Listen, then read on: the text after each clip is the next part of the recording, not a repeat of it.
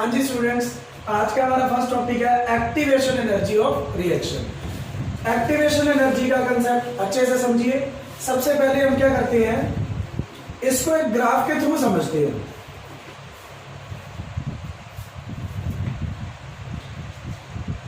इस तरफ पोटेंशियल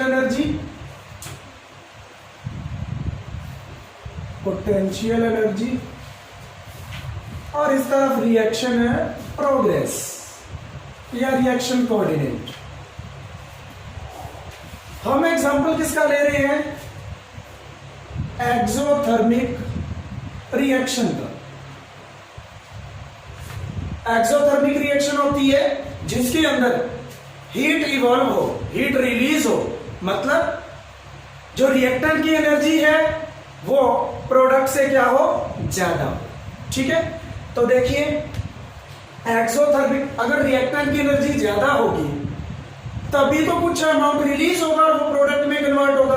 और एक्सोथर्मिक के अंदर हीट रिलीज होती है और हीट किसकी फॉर्म है, एनर्जी की। तो आप ये कह सकते हो कि जिसके अंदर एनर्जी रिलीज हो। तो इसके लिए देखिए, मान लेते हैं रिएक्टेंट की स्टार्टिंग के अंदर, जो रिएक्टेंट मॉलिक्यूल है उनकी स्टार्टिंग के अंदर एनर्जी यहां तक, ये स्टार्टिंग के अंदर एनर्जी है उनके अंदर। तो जो कर्व है हमारा यहां तक देख लेते हैं हम। यहां पे इस साइड है रिएक्टेंट्स और यहां है प्रोडक्ट। ये जो amount of energy already reactant molecule के पास पहले से है, वो एनर्जी उनकी काइनेटिक एनर्जी की वजह से होगी। वैसे इस तरफ हम क्या लेके चल रहे हैं, पोटेंशियल एनर्जी। लेकिन रिएक्टेंट के जो मॉलिक्यूल्स हैं, कोई भी अगर सब्सटेंस है, उसके पार्टिकल्स कंटिन्यूसली किस में होंगे, मोशन में होंगे, कंटिन्यूसली मूव कर रहे होंगे। तो ये हम कह सकते हैं काइनेटिक एनर्जी ऑफ रिएक्टेंट। ये जो अमाउंट है इसको हम कह सकते हैं काइनेटिक एनर्जी ऑफ रिएक्टेंट। अब देखिए, ये एनर्जी तो रिएक्टेंट मॉलिक्यूल के पास पहले है, उसको क्रॉस करना है इस बैरियर को और कन्वर्ट होना है प्रोडक्ट के अंदर। और ये जो एनर्जी है यहां तक, ये वाली, ये किसकी है, प्रोडक्ट की। क्लियर है? एक बात तो श्योर है कि रिएक्टेंट की एनर्जी ज्यादा है और प्रोडक्ट की एनर्जी कम है। और डेल्टा एच क्या होता है, energy of product minus energy of reactant. वो क्या आने वाला है, यहां पे नेगेटिव आने वाला है क्योंकि रिएक्टेंट की एनर्जी ज्यादा है। अब देखिए, रिएक्टेंट मॉलिक्यूल के पास इतना अमाउंट है एनर्जी का जो उनकी काइनेटिक एनर्जी की वजह से हो सकती है, लेकिन उसको इस बैरियर को क्रॉस करना है, उसको कितनी एनर्जी की नीड है, ये एनर्जी। ये है वो मिनिमम अमाउंट ऑफ एनर्जी जो रिएक्टेंट मॉलिक्यूल के पास होना चाहिए, सो दैट कि वो एनर्जी बैरियर को क्रॉस कर सके और किसके अंदर कन्वर्ट हो जाए, प्रोडक्ट के अंदर। अब इतना अमाउंट तो उनके पास है, देखिए ये वाला, ये एक्स्ट्रा अमाउंट चाहिए उनको। क्लियर है? ये एक्स्ट्रा अमाउंट उनको चाहिए, इसको हम बोल देते हैं एक्टिवेशन एनर्जी, जो कहां से कहां होगी, यहां से लेकर यहां तक एक्टिवेशन एनर्जी। और ये जो टोटल अमाउंट है जो रिक्वायर्ड है, उसको हम बोल देते हैं थ्रेशोल्ड एनर्जी। Threshold energy. तो देखिए, एक्टिवेशन एनर्जी की डेफिनेशन क्या बनी यहां से, it is the amount of energy absorbed by reactant molecules so that their energy become equal to or greater than a threshold energy। तो लिख लीजिए definition, it is the activation energy की definition क्या बनी, activation energy is the amount of energy absorbed by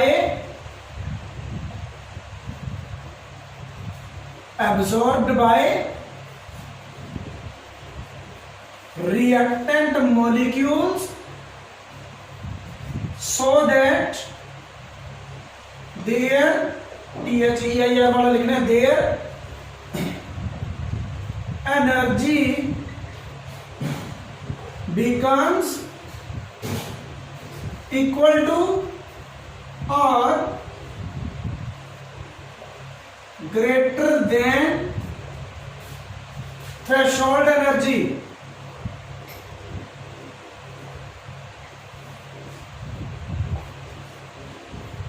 वो हो जाएगा activation energy.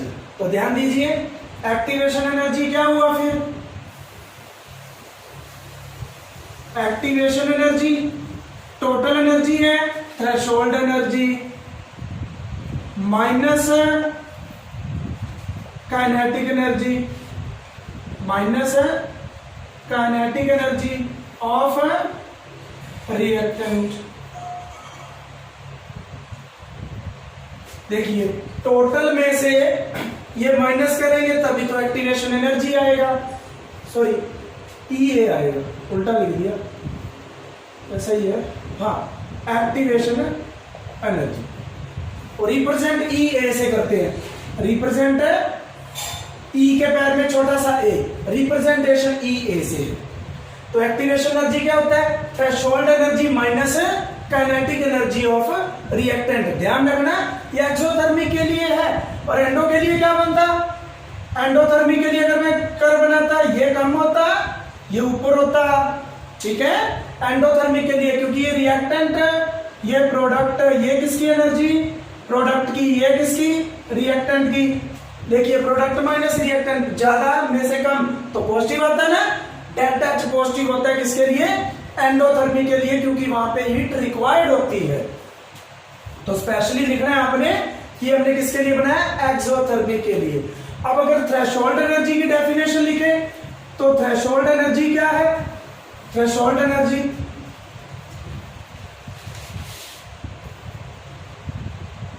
तो ये वो मिनिमम अमाउंट ऑफ एनर्जी है जो रिएक्टेंट मॉलिक्यूल के पास होना चाहिए, सो दैट वो किसके अंदर कन्वर्ट हो सके? प्रोडक्ट के अंदर। अब ध्यान दीजिए, हम ये सब कुछ किसके बेसिस पे कर रहे हैं? कोलिजन थ्योरी के बेसिस पे। इन सब का प्रिंसिपल कौन है? कोलिजन थ्योरी, जो हमारे सिलेबस में है, लास्ट टॉपिक है, हम इसको एंड में करेंगे। कोलिजन थ्योरी जो कहती क्या है कि रिएक्टेंट मॉलिक्यूल्स फर्स्टली क्या करते हैं? कोलाइड करते हैं और प्रोडक्ट में कन्वर्ट होते हैं। कोलाइड तो सारे मॉलिक्यूल होंगे, कोलिजन तो बहुत सारे मॉलिक्यूल करते हैं, लेकिन इफेक्टिव कोलिजन वो है जिनकी वजह से प्रोडक्ट बनेगा। इफेक्टिव कोलिजन वही होगा जिसमें रिएक्टेंट मॉलिक्यूल्स की एनर्जी कम से कम थ्रेशोल्ड एनर्जी के इक्वल या फिर उससे ज्यादा होगी, ठीक है। अगर कहीं पे 100 कोलिजन हो रहे हैं तो जरूरी नहीं है सभी की वजह से प्रोडक्ट बनेगा, समझ आ रहा है? ओनली इफेक्टिव कोलिजन की वजह से प्रोडक्ट बनेगा, ठीक। तो थ्रेशोल्ड एनर्जी क्या है? ध्यान दीजिए, according to collision theory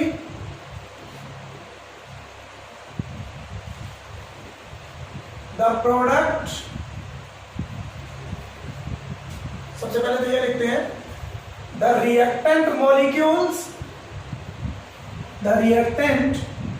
molecules collide simultaneously का मतलब एक दूसरे के साथ इकट्ठे, collide simultaneously to give product,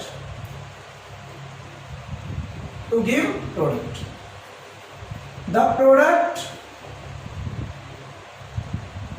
is formed by only due to effective collision। अब इफेक्टिव कोलिजन क्या होता है? ब्रैकेट में लिख लेना, in which energy of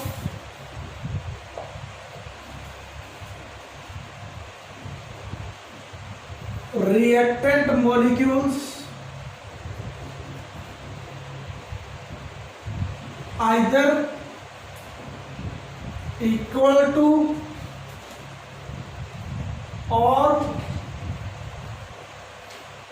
greater than threshold energy. तो थ्रेशोल्ड एनर्जी की डेफिनेशन क्या बनी? So threshold energy is the minimum amount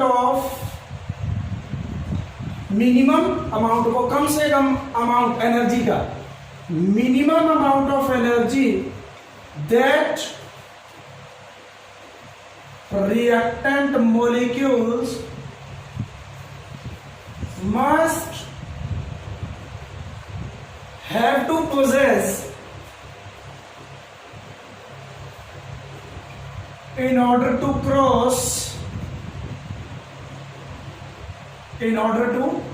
cross energy barrier to give product.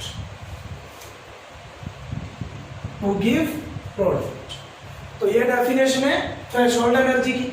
और अगर आपसे कोई पूछे इफेक्टिव कोलिजन क्या होता है, इफेक्टिव कोलिजन तो रिएक्टेंट मॉलिक्यूल्स का वो कोलिजन जिसमें उनकी जब एनर्जी एक्सचेंज हो तो वो किससे हो, किसके इक्वल हो, थ्रेशोल्ड एनर्जी के या फिर उससे ज्यादा हो। प्रोडक्ट हमेशा थ्रेशोल्ड एनर्जी की वजह से ही बनेगा, इफेक्टिव कोलिजन की वजह से ही बनेगा। सारे कोलिजन इफेक्टिव नहीं हो सकते।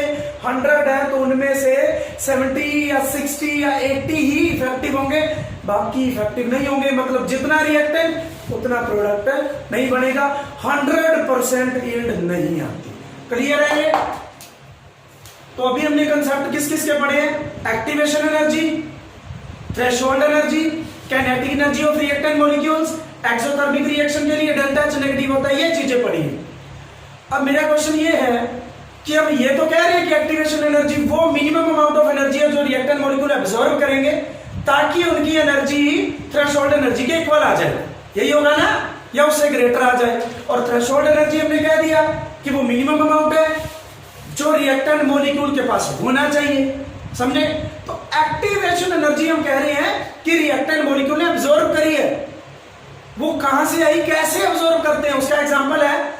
फॉर एग्जांपल आपको क्या करना है, एक लकड़ी को जलाना है, एक लकड़ी का बड़ा सा टुकड़ा आपको जलाना है उसको। उसके अंदर क्या होता है? कार्बन होता है ना, कार्बन।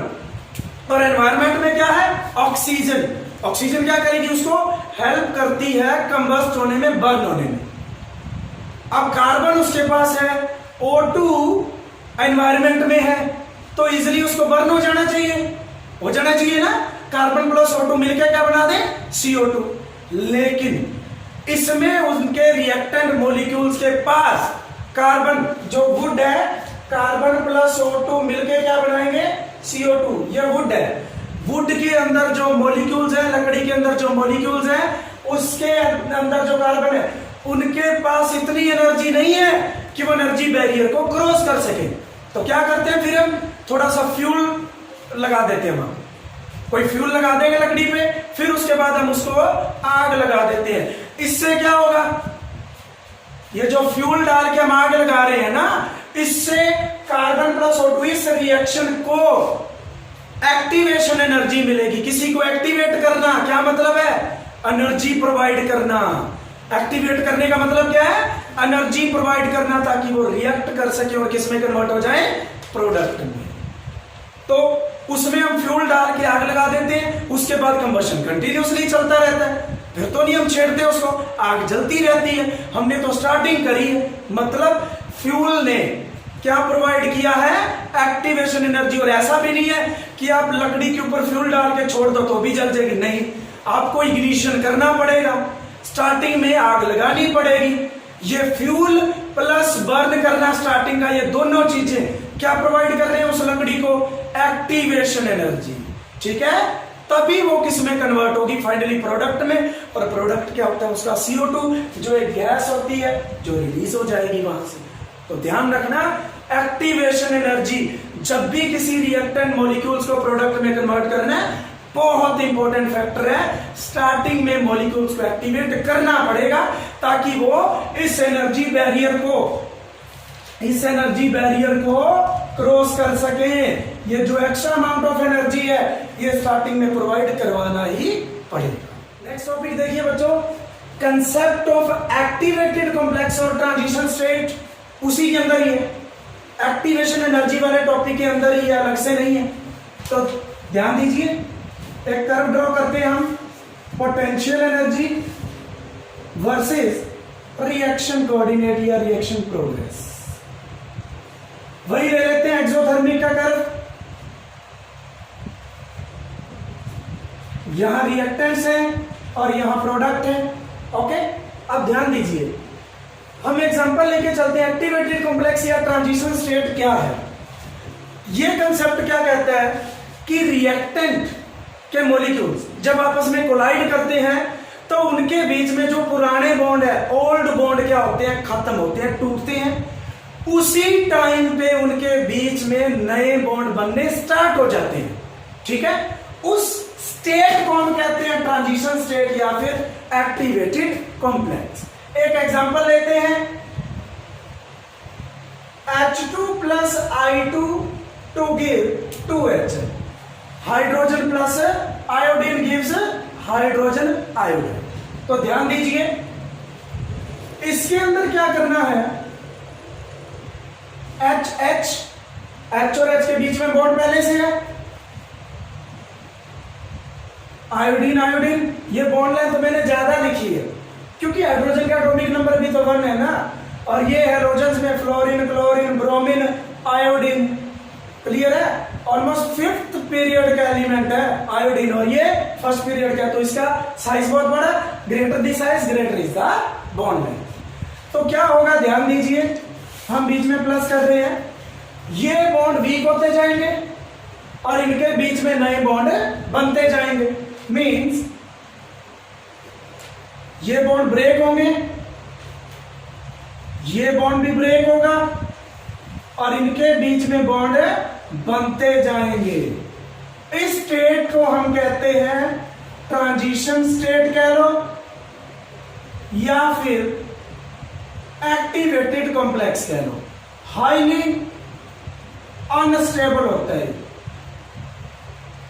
क्यों होता है, ध्यान दीजिए, आपको भी पता है हाइड्रोजन कितने बॉन्ड बनाता है, एक, लेकिन यहां पे कितने बनते, ये भी टूटा नहीं है पूरा और ये पूरा बना नहीं है, तो एक टाइम पे इसके 2 टाइप की बॉन्डिंग दिख रही है हमें, ऐसा पॉसिबल नहीं है। लेकिन ये कंसेप्ट क्या कहता है कि एक टाइम पे ये बनता है, हाईली अनस्टेबल है, और एनर्जी और स्टेबिलिटी का आपस में क्या रिलेशन है, एनर्जी और स्टेबिलिटी का आपस में क्या रिलेशन है, एक दूसरे के इनवर्सली प्रोपोर्शनल है। मींस अगर एनर्जी ज्यादा है तो स्टेबिलिटी कम। तो यहां रिएक्टेंट मॉलिक्यूल हम लेके चल रहे हैं H2 plus I2, प्रोडक्ट क्या होंगे 2HI, और यहां क्या बनेगा H। इस तरीके से आपने एक एक्टिवेटेड कॉम्प्लेक्स बना देना है। ये है ट्रांजिशन स्टेट। यहां पे जब रिएक्टेंट मॉलिक्यूल कोलाइड होके पहुंचते हैं उसको हम क्या कहते हैं, ट्रांजिशन स्टेट। अब देखिए एक बार, इस तरफ क्या है एनर्जी, और ट्रांजिशन स्टेट की एनर्जी सबसे ज्यादा है, रिएक्टेंट से भी ज्यादा है और प्रोडक्ट से भी ज्यादा है। एनर्जी ज्यादा तो स्टेबिलिटी कम, हाईली अनस्टेबल है, साथ के साथ ही टूट के क्या बना लेगा, प्रोडक्ट बना लेगा। लेकिन एक्टिवेटेड कॉम्प्लेक्स का जो कंसेप्ट है वो ये कहता है कि रिएक्टेंट डायरेक्टली प्रोडक्ट में कन्वर्ट नहीं होते, इन बिटवीन इंटरमीडिएट में एक ट्रांजिशन स्टेट बनती है जो कि हाईली अनस्टेबल है। बना लीजिए इसको, जल्दी से बनाइए और लिखिए इसमें, according to this concept, the reactant molecules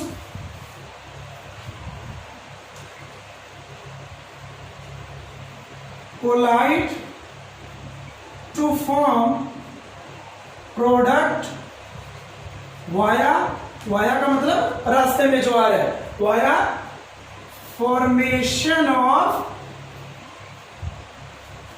a highly unstable species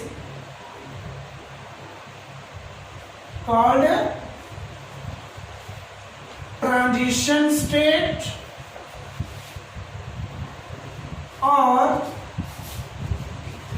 activated complex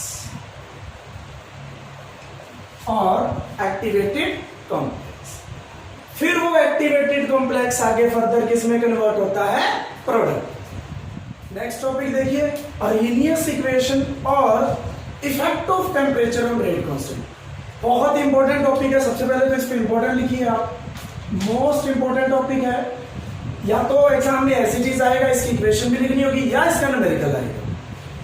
तो देखिए, हमने पीछे रेट कांस्टेंट की जो कैरेक्टरिस्टिक करी थी, रेट कांस्टेंट की प्रॉपर्टीज लिखी थी, उसमें यह लिखा था कि रेट कांस्टेंट सिर्फ और सिर्फ टेम्परेचर पे डिपेंड करता है, कंसंट्रेशन ऑफ द रिएक्टेंट पे डिपेंड नहीं करता। तो यहां मैथमेटिकली उसको एक्सप्लेन करना है हमें कि कैसे टेम्परेचर चेंज करने से रेट कांस्टेंट कैसे चेंज होता है। क्लियर है? तो देखिए, इसके लिए सबसे पहले डेफिनेशन आती है टेम्परेचर कोफिशिएंट की। तो देखिए, rate of reaction increases with increase in temperature. It becomes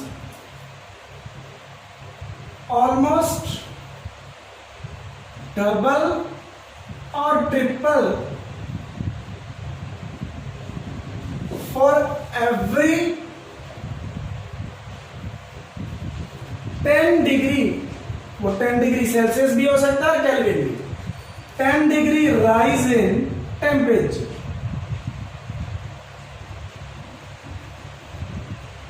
तो इसके लिए हम एक क्वांटिटी डिफाइन करते हैं, वो है temperature coefficient.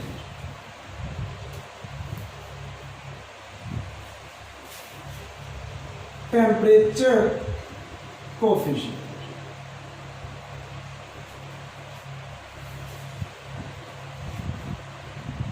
It is the ratio of, अरे टॉपिक यही है भाई, अंडरलाइन भी मत ही करना, फिर तो अलग बना दोगे आप, इसी के अंदर करना।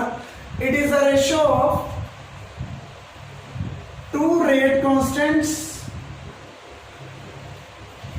Measured at temperatures at two different temperatures,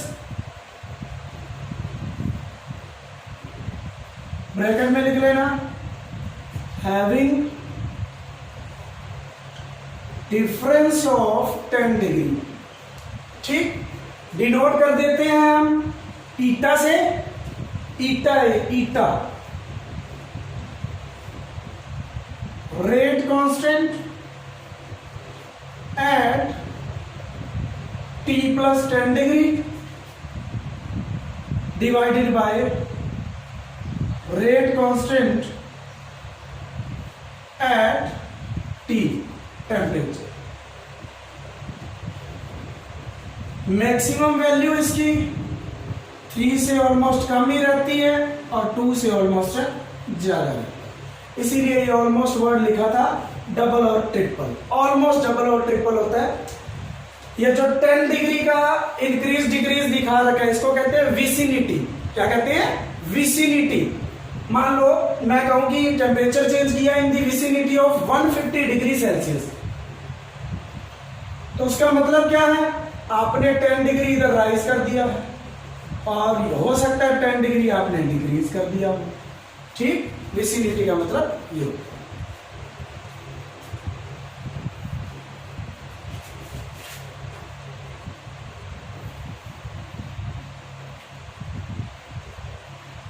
कर लिया नोट सभी ने?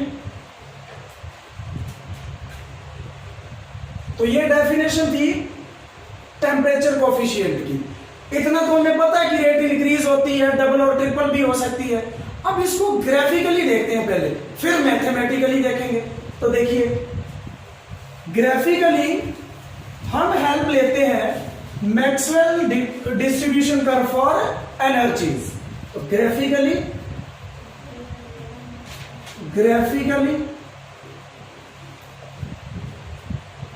The concept of Arrhenius equation, sorry the concept, कैसे लिख लेते हैं, the effect of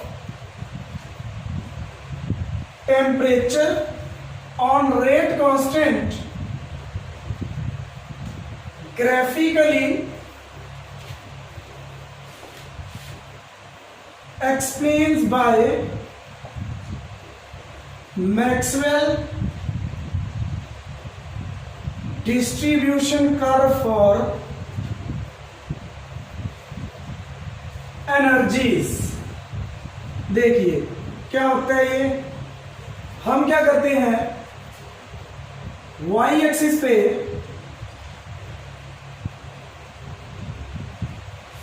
fraction of molecules ले लेते हैं, fraction of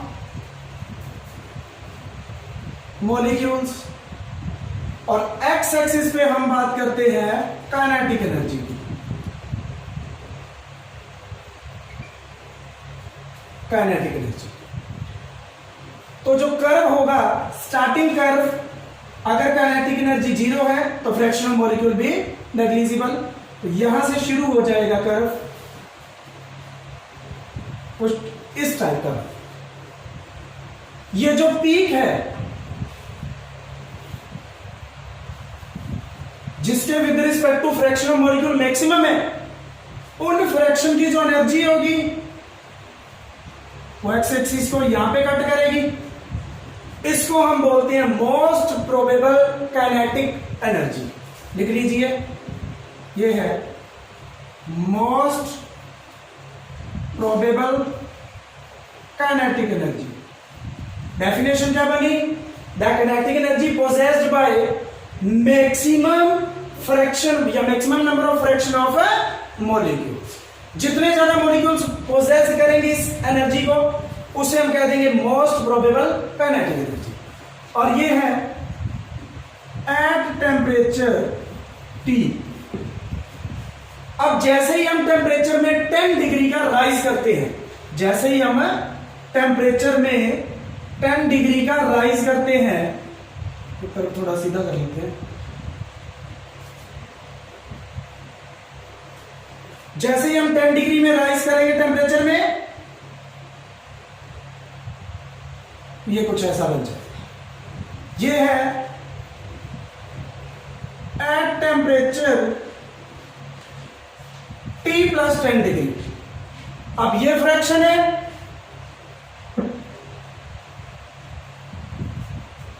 fraction of molecule possessing maximum energy. ये एनर्जी भी क्या है, most probable kinetic energy. Clear है। अब हम फर्स्ट कर्व में देखिए, फर्स्ट कर्व में कंसीडर करते हैं पॉइंट ए। यहां पॉइंट ए कंसीडर कर लेते हैं और यहां पॉइंट बी कंसीडर करते हैं, सी डी। ये पॉइंट हम क्या देते हैं, थ्रेशोल्ड एनर्जी का पॉइंट है। ये मोस्ट प्रोबेबल है, मोस्ट प्रोबेबल। और यहां पे हम जाके चेक करते हैं प्रोडक्ट को, तो एरिया अंडर दी कर्व क्या बना,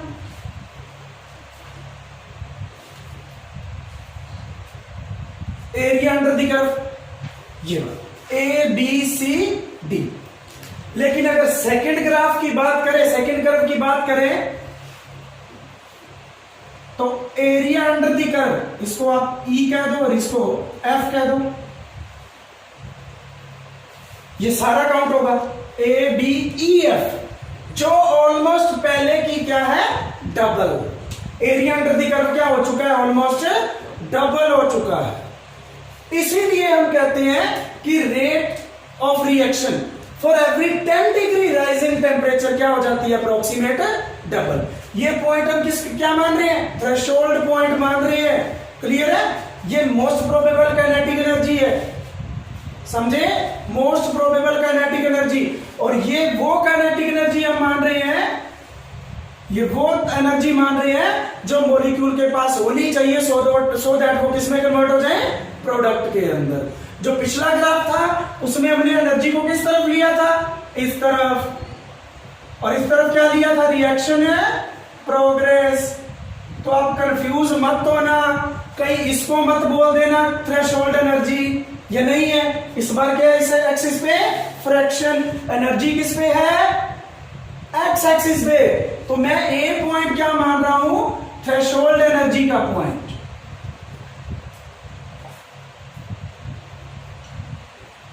कि जब रिएक्टेंट मॉलिक्यूल यहां पे पहुंचेंगे उसके बाद जितना फ्रैक्शन होगा वो प्रोडक्ट देंगे, और उसके बाद का फ्रैक्शन ये सारा है, इससे पीछे पीछे प्रोडक्ट नहीं बनेगा भाई।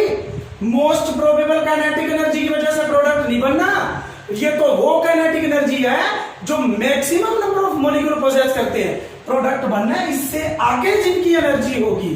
समझ आ रहा है, यस और नो? ए को क्या मानना है, थ्रेशोल्ड एनर्जी, क्योंकि एनर्जी किस तरफ है इस बार, एक्स एक्सिस पे। इसके बाद जो फ्रैक्शन है ये वाला एरिया अंडर द कर्व, ये किसको रिप्रेजेंट करता है, कि ये फ्रैक्शन है मॉलिक्यूल का जो प्रोडक्ट बनाता है।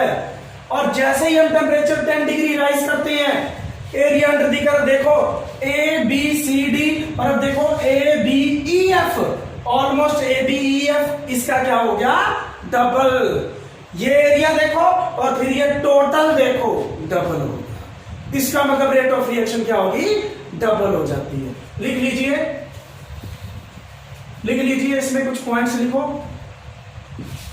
ये है टेम्परेचर T+10 पे, तो इसमें देखिए विद इंक्रीज इन, या पहले तो ये लिख लेते हैं, here point A represents threshold energy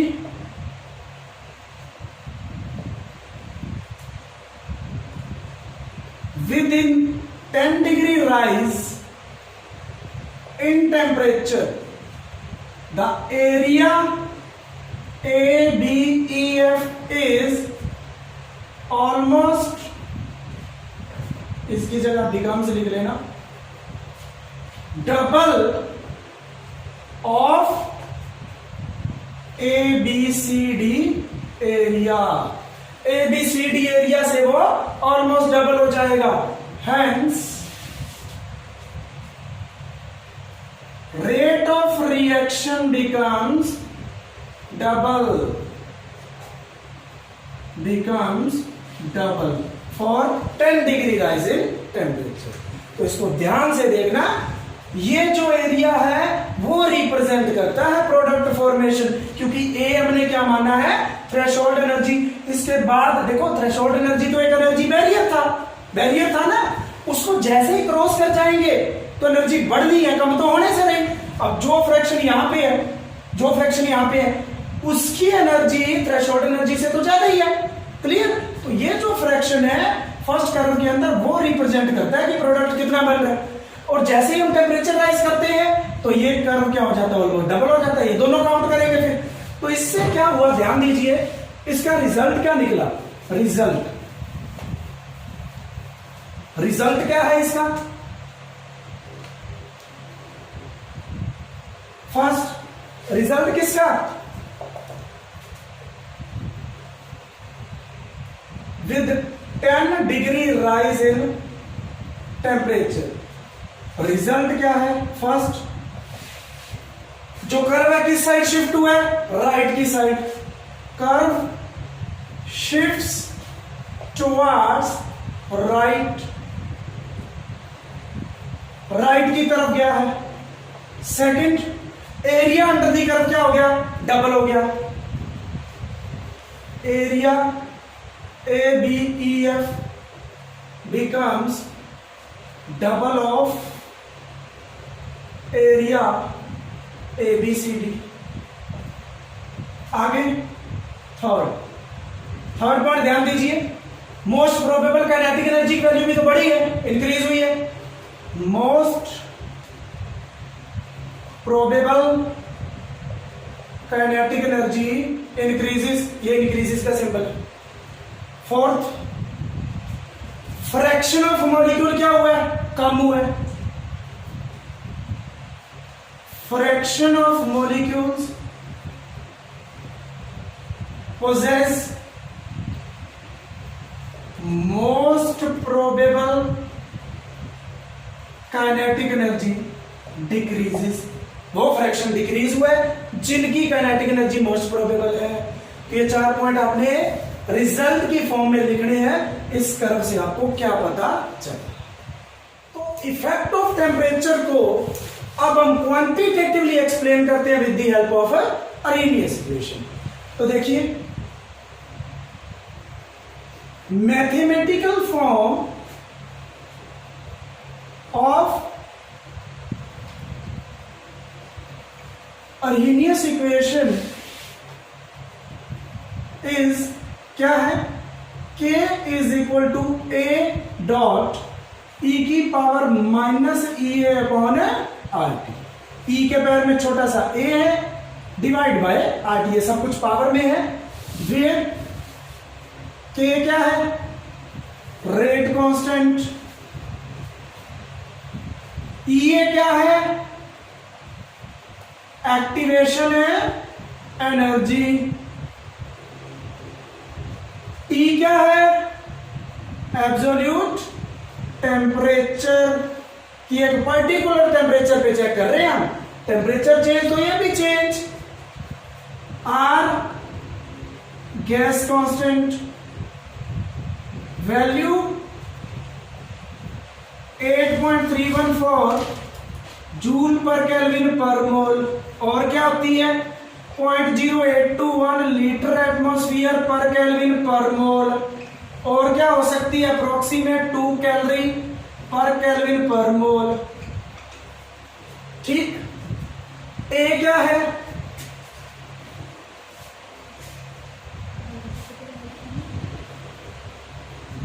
ए क्या है, pre exponential factor. Pre exponential क्यों, एक्सपोनेंशियल से पहले है। और फ्रीक्वेंसी फैक्टर, फ्रीक्वेंसी फैक्टर ध्यान दीजिए, मोस्ट इंपॉर्टेंट क्वेश्चन है कि ए को फ्रीक्वेंसी फैक्टर क्यों कहते हैं।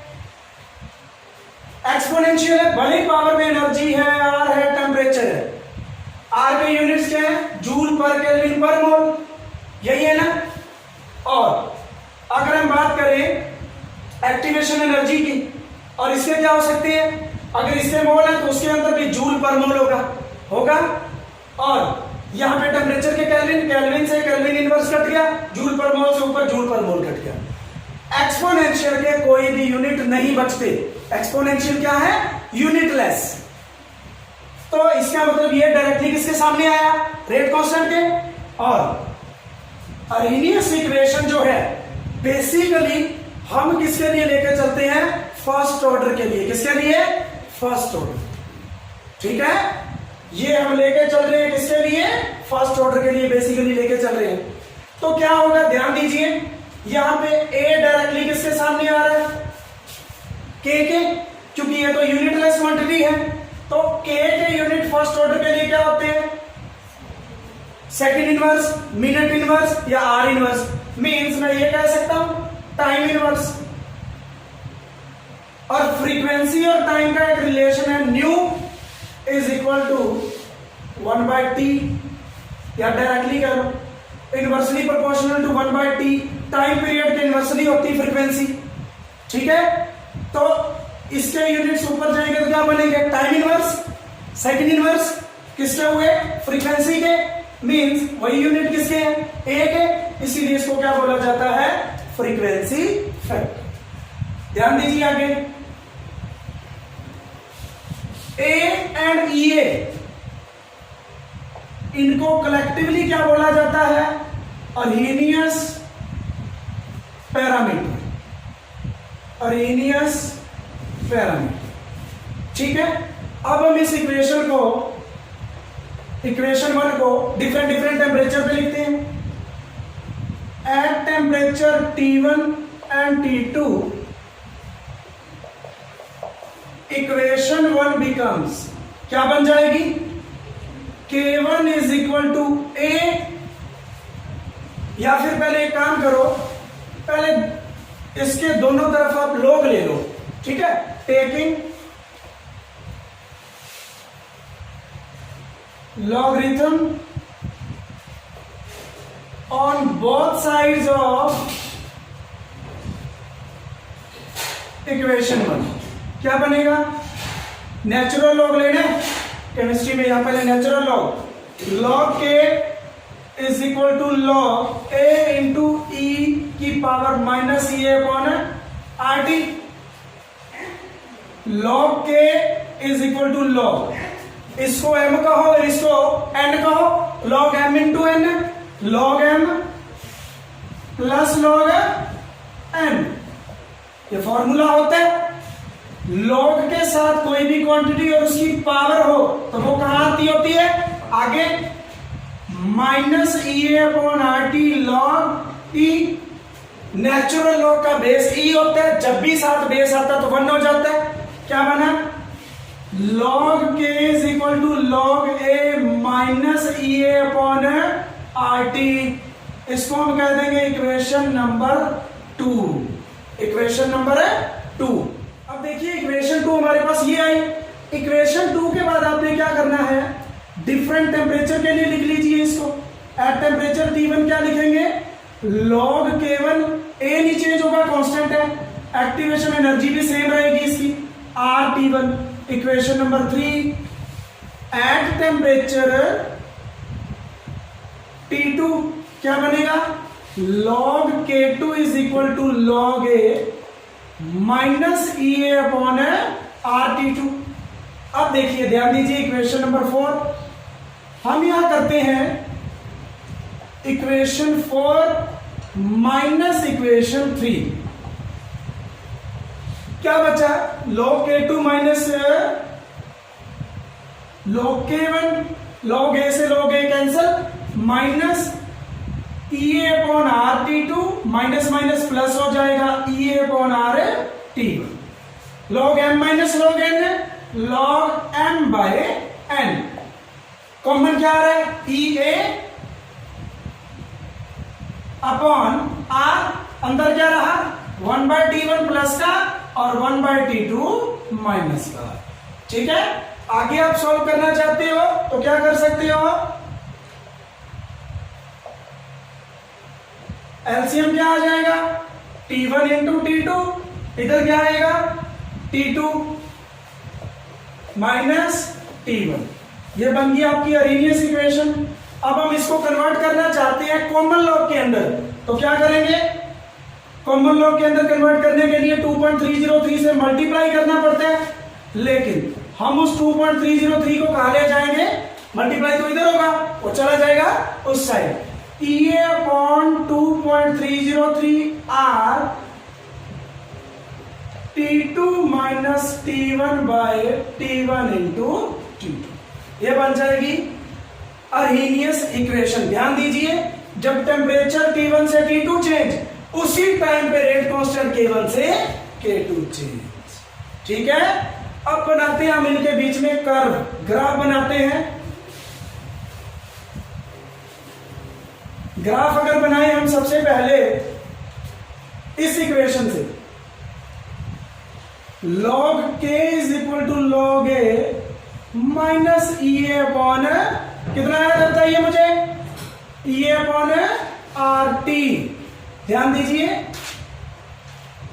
इस तरफ log के, इस तरफ 1 बाय टी, टी नहीं 1 बाय टी। तो ये क्या हुआ? y, ये क्या हुआ? c, ये सारा क्या हुआ? माइनस में प्लस m, और ये x। y is equal to M X plus C, straight line equation, slope negative, intercept भी है, तो क्या आएगी? लिखेंगे हम इंटरसेप्ट कितना है लॉग ए, स्लोप क्या है -EA/r। ठीक है, इसी इक्वेशन को ध्यान दीजिए, मैं कॉमन लॉग में कन्वर्ट कर रहा हूं, इधर भी 2.303 मल्टीप्लाई, इधर भी, लेकिन इधर तो नहीं होगी, तो सारी को डिवाइड करूं तो 2.303 सिर्फ कहां आएगा यहां। ध्यान दीजिए,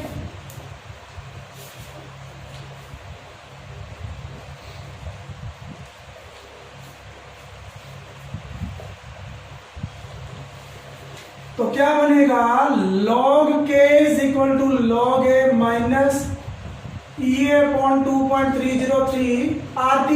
तो अब हम ले लेते हैं y एक्सिस पे log k, x एक्सिस पे 1/t, ग्राफ वही आएगा, इंटरसेप्ट भी वही आएगा, चेंज क्या हुआ स्लोप, स्लोप कितना आएगा -EA/2.303r मल्टीप्लाई हो जाएगा। ये नेचुरल लॉग है और ये कॉमन लॉग है, इसका बेस एक्सपोनेंशियल e होता है, इसका बेस 10 होता है। ओके, तो इस तरीके से आपको इनके कर्व भी बनाने हैं। कल हम इसके न्यूमेरिकल देखेंगे। एक हमारा छोटा सा टॉपिक है effect of catalyst on rate of reaction, वो इंक्रीज करता है, कैसे करता है ग्राफिकली समझेंगे। और लास्ट टॉपिक हमारा कोलिजन थ्योरी। तो कल ये चैप्टर खत्म हो जाएगा। धन्यवाद।